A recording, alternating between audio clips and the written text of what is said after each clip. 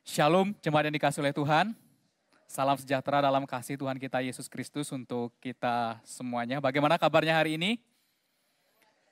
Cuacanya panas ya. Puji Tuhan, luar biasa. Mungkin ada dari antara kita Bapak Ibu sekalian yang pada pagi hari ini datang dengan keadaan yang baik. Tapi mungkin juga sebaliknya Bapak Ibu sekalian, hari ini ada dari antara kita mungkin yang datang dengan sedikit rasa hati yang mungkin gundah gulana, hati yang sedih, mungkin ada. Tidak apa-apa Bapak Ibu sekalian. Tuhan itu tidak pernah melarang kita untuk datang kepada Dia dengan sebagaimana kita ada saat ini. Mungkin hari ini Bapak Ibu sekalian ada dari antara kita yang datang beribadah dengan persoalan hidup yang cukup berat di hadapan Tuhan. Bapak Ibu, orang Israel pada zaman dahulu ketika datang beribadah kepada Tuhan, mereka harus membawa korban sembelihan. Korban sembelihan. Orang-orang kaya atau orang-orang yang mampu, mereka akan mengorbankan anak lembu gemukan. Anak domba jantan, kambing jantan. Bayangkan Bapak Ibu kalau kita hidup zaman perjanjian lama, Bapak Ibu semua membawa gitu ya. Korban-korban lembu, anak kambing jantan dan lain sebagainya Bapak Ibu sekalian. Sedangkan mereka, orang-orang yang tidak mampu begitu ya, juga akan mempersembahkan burung tekukur atau anak burung merpati. Nah Bapak Ibu sekalian, mereka datang membawa korban yang kelihatan. Akan tetapi Bapak Ibu sekalian, Daud dalam Mazmur itu pernah menyatakan bahwa ada korban yang sangat penting yang tidak kelihatan. Yaitu sikap hati. Sikap hati. Mazmur 51 ayat 19 itu mengatakan begini. Korban sembelihan kepada Allah ialah jiwa yang hancur. Hati yang patah dan remuk tidak akan kau pandang hina, ya Allah. Artinya Bapak Ibu sekalian, ada hati yang tulus. Ada hati yang tulus. Ada hati yang murni. Ada keterbukaan di hadapan Tuhan. Ada kepercayaan yang sungguh-sungguh kepada Tuhan. Ada pengharapan yang sungguh-sungguh kepada Tuhan ketika kita datang beribadah kepada Dia. Itulah sebabnya Bapak Ibu sekalian, penulis kitab Ibrani itu juga berkata hal yang sama. Berkata begini dalam Ibrani pasal 11 ayat yang ke-6 dikatakan begini. Tetapi tanpa iman, tanpa kesungguh-sungguhan di hadapan Tuhan, tidak mungkin orang berkenan kepada Allah. Sebab barang siapa berpaling kepada Allah, barang siapa datang kepada Allah, ia harus percaya. Bapak Ibu percaya Allah ada di tengah-tengah kita? Ia harus percaya bahwa Allah itu ada dan bahwa Allah memberi upah kepada orang yang sungguh-sungguh mencari Dia. Ketika kita beribadah kepada Tuhan Bapak Ibu, kita bukan sedang mencari hiburan sesaat. Bukan Bapak Ibu sekalian. Kita bukan sedang menyaksikan tontonan apa yang akan disajikan oleh misalnya pemain musik dari tim musik atau pembawaan memimpin jemaat oleh liturgos begitu. Bagaimana nyanyian jemaat akan dipandu didampingi oleh singer yang menyanyikan dengan baik. Tidak Bapak Ibu sekalian, tidak. Kita ke gereja bukan sedang mencari hiburan untuk kedagingan kita. Kalau demikian apa bedanya Bapak Ibu sekalian kalau kita nonton pagelaran, nonton karnival, begitu Bapak Ibu sekalian, nonton konser musik di luar sana, apa bedanya? Kita datang beribadah kepada Tuhan, kita datang menyembah Dia Bapak Ibu sekalian, kita datang melayani Tuhan dan jemaatnya, kita mengikuti setiap rangkaian liturgi ibadah dengan serius, karena kita mengasihi Allah. Karena kita mengasihi Allah. Saya ulang lagi Bapak Ibu sekalian, karena kita mengasihi Allah. Bapak Ibu, apa artinya kita datang kepada Dia karena kita mengasihi Allah? Bapak Ibu, di waktu yang lalu saya pernah menjelaskan bahwa arti penyembahan kepada Tuhan Dan hari ini saya akan mengulangnya, izinkan saya mengulangnya kembali dan mengkaitkan dengan arti mengasihi Tuhan. Datang karena saya mengasihi Tuhan. Bapak Ibu, menyembah itu dalam bahasa Ibraninya itu artinya syakah atau proskuneo dalam bahasa Yunaninya. Itu artinya adalah sikap bersujud, menyembah, berlutut, meletakkan dahi sampai ke lantai atau sampai ke tanah. Nah, makna dari tindakan ini adalah aku tidak layak. Aku tidak layak datang kepada Dia. Siapakah aku ini?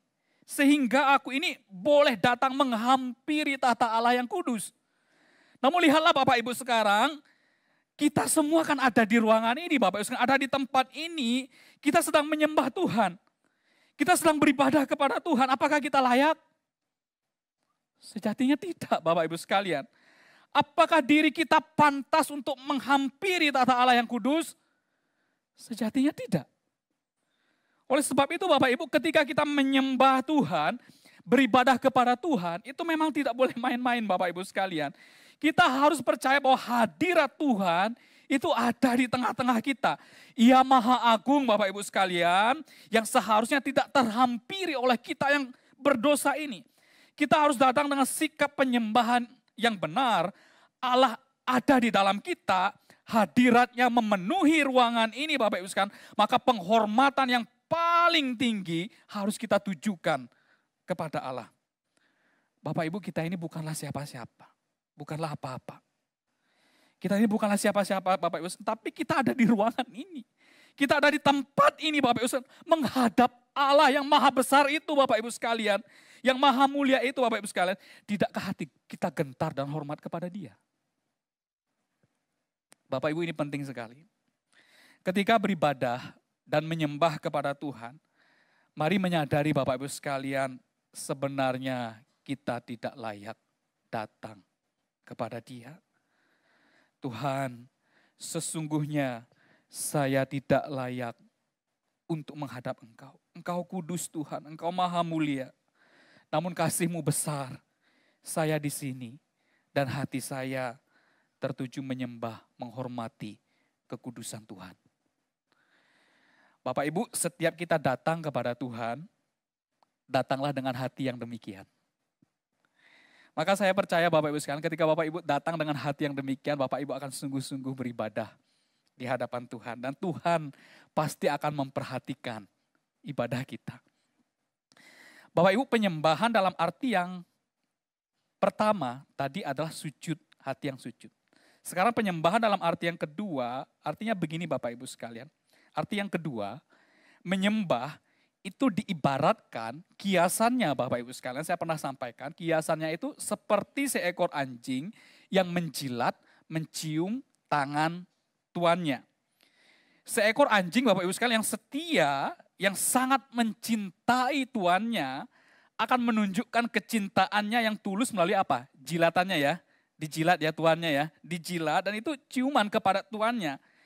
Kiasan ini memiliki arti apa Bapak Ibu sekalian? Ketika datang menyembah Tuhan, beribadah kepada Tuhan, maka kita harus memiliki kecintaan kepada Tuhan. Kecintaan kepada Tuhan. Bapak Ibu, ketika kita beribadah kepada Tuhan, menyembah kepada Tuhan, bahkan bukan hanya dalam hal ibadah saja, kita harus melakukannya mulai dari perenungan, apakah saya melakukan ini karena saya mengasihi Tuhan. Dan mengasihi jemaat Tuhan, mengasihi orang-orang yang juga Allah kasihi. Apakah ketika saya berkhotbah Bapak Ibu sekalian, saya harus bertanya, apakah saya mempersiapkan khotbah ini dengan baik karena saya mengasihi Tuhan, mengasihi Bapak Ibu sekalian, jemaat Tuhan. Apakah ketika saya melayani, misal sebagai tim musik, singer, penyambut tamu, multimedia, saya melakukannya dengan baik karena saya mengasihi Tuhan, mengasihi jemaat Tuhan. Apakah ketika kita beribadah kepada Tuhan Bapak Ibu sekalian, kita datang karena kita mengasihi Tuhan.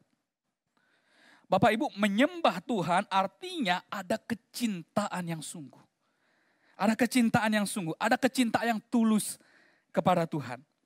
Tanpa itu semua Bapak Ibu sekalian, segala hal yang kita lakukan hanyalah bersifat rutinitas. hanyalah formalitas.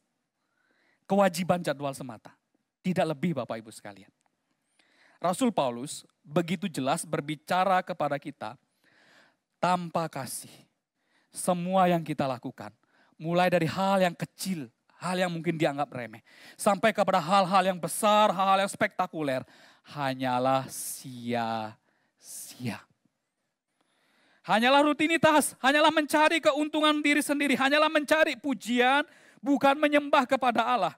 Bukan menghormati kekudusan Tuhan, bukan memuliakan Tuhan, bukan ditujukan kepada Allah. Karena 1 Korintus pasal 13 ayat 1 itu dikatakan begini Bapak Ibu sekalian.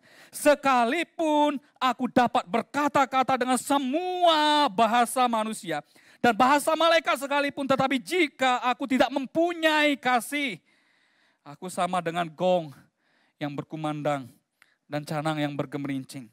Sekalipun aku mempunyai karunia untuk bernubuat dan aku mengetahui segala rahasia dan memiliki segala pengetahuan.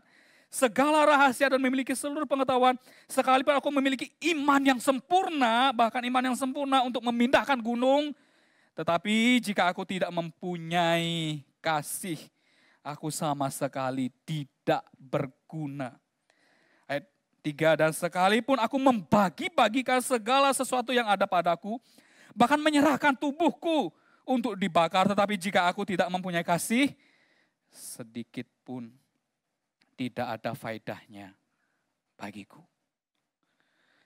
Alkitab jelas sekali Bapak Ibu berbicara bahwa segala hal yang kita lakukan haruslah dimulai dari hati yang mengasihi.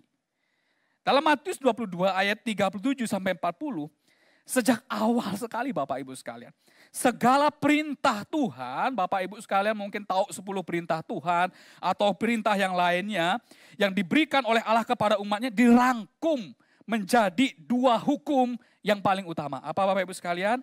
Kasihilah Tuhan Allahmu dengan segenap, dengan sungguh-sungguh. Dan kemudian hukum yang sama dengan hukum itu yaitu kasihilah sesamamu. Terhadap 2 hukum inilah tergantung seluruh hukum Taurat dan kitab para nabi. Tuhan Yesus pun Bapak Ibu sekalian dalam Matius pasal ayat yang ke-36, Tuhan Yesus pun ketika melihat orang banyak Bapak Ibu sekalian, ketika melihat orang banyak terlantar seperti domba tanpa gembala, maka ia berkenan untuk memberikan mereka mujizat makanan, dan itu dilakukan oleh Tuhan Yesus karena apa? Hatinya tergerak oleh belas kasihan. Hati yang mengasihi itu yang menjadi penggerak Tuhan Yesus untuk memperhatikan orang yang ia layani. Kemudian tadi kita juga membaca Bapak Ibu sekalian, Rasul Paulus dengan tegas mengatakan tanpa kasih semuanya sia-sia. Semua yang kita lakukan sia-sia. Orang-orang Farisi Bapak Ibu sekalian, orang-orang Farisi, pemuka-pemuka agama di zaman Tuhan Yesus, itu begitu giat beribadah kepada Tuhan. Mereka begitu giat beribadah kepada Tuhan. Mereka bahkan sepanjang hari memakai jubah keagamaan mereka Bapak Ibu sekalian. Sehingga dilihat, oh begitu luar biasa. Tidak ada satupun hukum Taurat yang mereka lalaikan Bapak Ibu sekalian. Akan tetapi Bapak Ibu sekalian, Tuhan Yesus mencela kehidupan ibadah mereka. Demikian kata Tuhan Yesus. Celakalah kamu, hai ahli-ahli Taurat dan orang-orang Farisi. Hai kamu orang-orang munafik. Sebab persepuluhan dari selasih, adas manis dan jintan kamu bayar. Ini persepuluhan dengan jumlah-jumlah yang kecil Bapak Ibu sekalian. Tetapi yang terpenting dalam hukum Taurat kamu abaikan. Yaitu apa Bapak Ibu sekalian? Keadilan, belas kasihan kasih dan kesetiaan.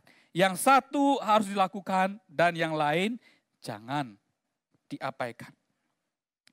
Bapak Ibu, saya berdoa sungguh-sungguh agar kita semua bisa memahami bagian ini dengan baik.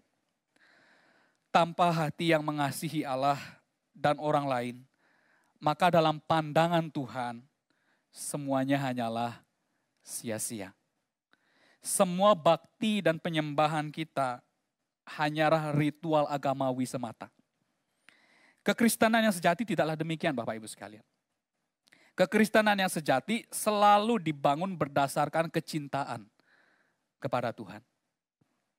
Bahkan di saat kita datang beribadah menyembah Allah, menyembah Dia, maka kita harus memulainya dari kecintaan kepada Tuhan yang penuh kasih, penuh rahmat itu. Bapak Ibu, ketika kita berbicara soal penyembahan kepada Tuhan, saya tidak ingin Bapak Ibu mempunyai pemikiran bahwa menyembah Tuhan itu dilakukan pada waktu ibadah minggu saja. Atau pada waktu kita menaikkan pujian kepada Tuhan. Tidak Bapak Ibu sekalian. Bapak Ibu tidak boleh mengecilkan arti penyembahan hanya kepada hal-hal demikian. Oh, kalau hari Minggu saya datang ibadah, berarti saya menyembah Tuhan. Yang lainnya tidak berarti. Tidak Bapak Ibu sekalian. Bapak Ibu harus memahami bahwa seluruh hidup kita itu adalah penyembahan atau ibadah kepada Tuhan. Saya ulang lagi. Seluruh hidup kita itu adalah ibadah atau penyembahan kepada Tuhan. Di saat Bapak Ibu bangun pagi dan memulainya dengan kecintaan kepada Tuhan yang diwujudkan dengan datang kepada Dia dalam perenungan, dalam doa penyerahan, maka itu artinya Bapak Ibu sedang melakukan penyembahan kepada Tuhan. Melakukan penyembahan kepada Tuhan, memiliki hidup yang menyembah kepada Tuhan. Jikalau Bapak Ibu pada waktu bekerja, engkau bekerja dengan baik, engkau bekerja dengan jujur, sekalipun ada kesempatan untuk mencuri apa yang bukan bagian kita, namun engkau menghormati Tuhan. Bapak Ibu menghormati kekudusan Tuhan, maka engkau mengasihi Tuhan lebih dari semuanya itu, maka hidup Bapak Ibu sudah melakukan penyembahan kepada Tuhan. Jikalau Bapak Ibu sebagai kepala keluarga membawa seisi keluarga untuk lebih mengutamakan Tuhan, mengasihi Tuhan di hari Minggu karena kecintaan kepada Tuhan, karena menghormati kekudusan Tuhan Bapak Ibu sekalian, maka bapak-bapak sekalian itu sudah hidup menyembah kepada Tuhan. Jikalau ibu-ibu sekalian kita sudah mendidik anak-anak kita untuk menghormati Allah, membawa mereka untuk hidup takut akan Tuhan, maka ibu-ibu Anda sudah hidup dengan sikap penyembahan di hadapan Tuhan. Apabila Bapak Ibu sekalian kita yang diberi kelimpahan, kita kemudian menolong orang yang membutuhkan, maka kita telah hidup beribadah, menyembah kepada Tuhan. Bukankah Bapak Ibu sekalian firman Tuhan berkata begini dalam Yakobus 1 ayat 27. Ibadah yang sejati adalah ibadah yang murni, yang tak bercacat di hadapan Allah Bapa kita. Ialah apa?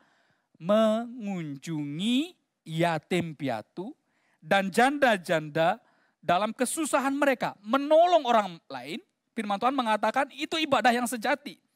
Dan menjaga supaya dirimu sendiri tidak dicemarkan oleh dunia. Menjaga hidup kekudusan kita. Itu ibadah yang sejati. Kata firman Tuhan. Perbuatan baik kita Bapak Ibu sekalian yang kita lakukan karena kita mengasihi Allah. Karena kita mengasihi sesama kita adalah ibadah yang sejati. Penyembahan yang sejati. Bahkan firman Tuhan mengatakan begini Bapak Ibu sekalian dalam Roma 12 ayat 1. Ayat yang sudah kita ketahui. Karena itu saudara-saudara, demi kemurahan Allah aku menasihatkan kamu supaya kamu mempersembahkan tubuhmu, hidupmu sebagai persembahan yang hidup, yang kudus, yang berkenan kepada Allah. Itu adalah ibadahmu yang sejati. Jadi Bapak Ibu sekalian mari sungguh-sungguh hidup di hadapan Tuhan. Bawa seluruh hidup kita Bapak Ibu sekalian sebagai ibadah, sebagai penyembahan yang hidup kepada Tuhan. Bapak Ibu, saya tidak akan berbicara banyak soal ini. Soal hidup sebagai penyembahan, sebagai ibadah yang sejati kepada Tuhan. Karena tema kita minggu ini lebih berfokus kepada penyembahan kita di dalam gereja. Gereja Bapak Ibu sekalian adalah tempat kita bersama. Tempat kita bersama. Umat Tuhan untuk berkumpul beribadah dan menyembah kepada Tuhan. Minimal Bapak Ibu sekalian, minimal. Setiap minggu kita berkumpulkan bersama-sama di tempat ini, di rumah ini. Kita bersyukur Bapak Ibu sekalian bahwa keluarga Bapak Setio Budi itu berkenan meminjamkan rumah ini sebagai tempat untuk kita sementara berkumpul di tempat ini. Saya berharap Bapak Ibu sekalian ketika jemaat Tuhan datang beribadah menyembah Tuhan, kita ingat pesan firman Tuhan untuk datang kepada Dia, percaya bahwa Allah itu ada, hadiratnya itu ada di ruangan ini. Dan kita lakukan semuanya itu karena apa? Kita mengasihi Allah, kita mengasihi Dia yang lebih dahulu mengasihi kita. Kita harus memulainya dari sini Bapak Ibu sekalian. Bapak Ibu percayalah dengan yang namanya kekuatan cinta kasih. Saya percaya Bapak Ibu sekalian bahwa kekuatan yang paling besar di dunia ini adalah kekuatan cinta kasih.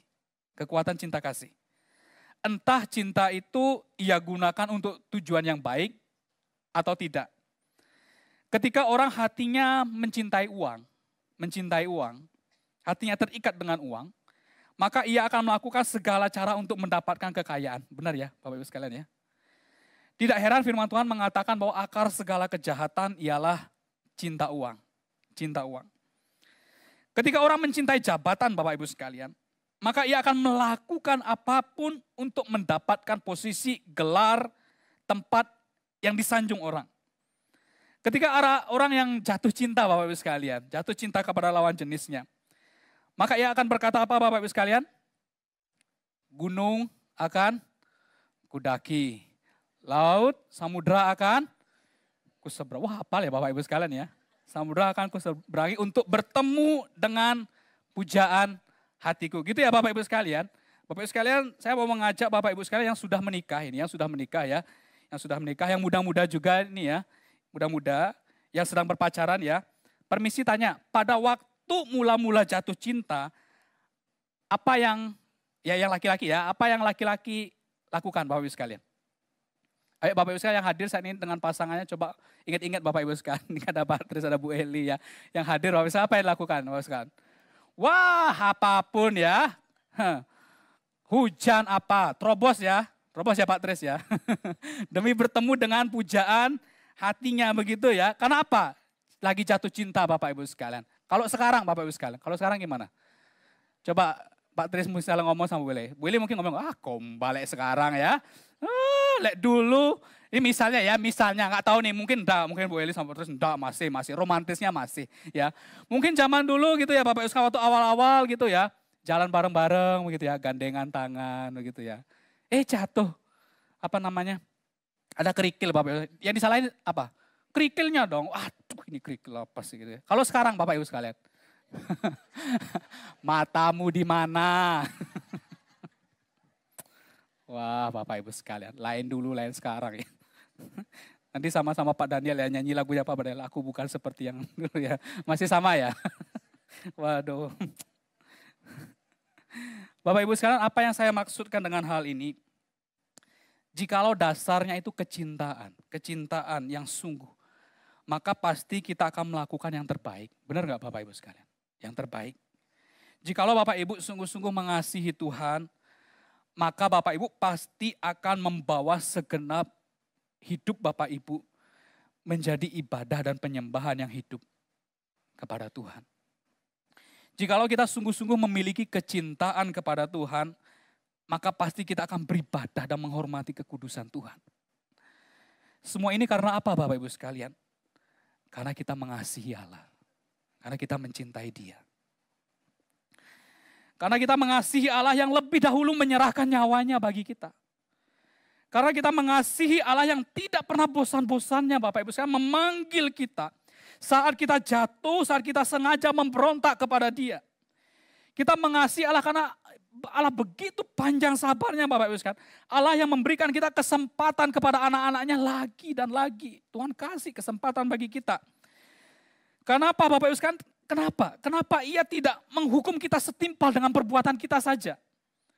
Sebaliknya Bapak Ibu, Kristus mati agar kita bisa percaya kepada Dia, agar kita bisa datang menyembah Dia, melayani Dia. Bapak Ibu, apakah hati kita tidak digentarkan merasakan betapa besarnya cinta kasih Tuhan itu kepada kita? Supaya saya dan Bapak Ibu bisa percaya kepada Dia, dan kemudian kita bisa datang beribadah kepada Dia, maka harga untuk membuka jalan itu adalah seharga Kristus yang mati di atas kayu salib. Kematian Kristus Bapak Ibu sekalian, itu membukakan jalan kepada kita. Membukakan batas, sekat, tembok yang tidak mungkin kita selesaikan sendiri, yaitu dosa kita Bapak Ibu sekalian. Kematian Kristus di atas kayu salib Bapak Ibu sekalian menghancurkan semuanya itu, membuat kita dilayakkan untuk datang kepada Dia, untuk beribadah kepada Dia. Harganya sangat besar, Bapak Ibu sekalian. Firman Tuhan menyatakan kepada kita di dalam Ibrani pasal 9 ayat 13 sampai 14. Sebab jika darah domba jantan, ingat orang-orang Israel zaman dulu ya, membawa domba jantan. Dan lembu jantan dan percikan abu lembu muda menguduskan mereka yang najis. Sehingga mereka disucikan secara lahiriah. Kiasan waktu itu Bapak Ibu sekalian. Ayat 14. Betapa lebihnya darah Kristus. Yang oleh roh yang kekal telah mempersembahkan dirinya sendiri kepada Allah sebagai persembahan yang tak bercacat. Akan menyucikan hati nurani kita dari perbuatan-perbuatan yang sia-sia. Supaya apa? Supaya kita dapat beribadah kepada Allah yang hidup. Jadi agar saya dan Bapak Ibu sekalian bisa beribadah kepada Allah yang hidup, Kristus harus mempersembahkan dirinya menjadi korban, menyucikan hati kita. Harganya mahal nak Bapak Ibu sekalian. Mahal loh harga ibadah kita loh Bapak Ibu sekalian. Kasih Tuhan yang besar, yang sudah kita terima, itulah yang seharusnya menjadi dasar kita untuk kembali mengasihi Tuhan.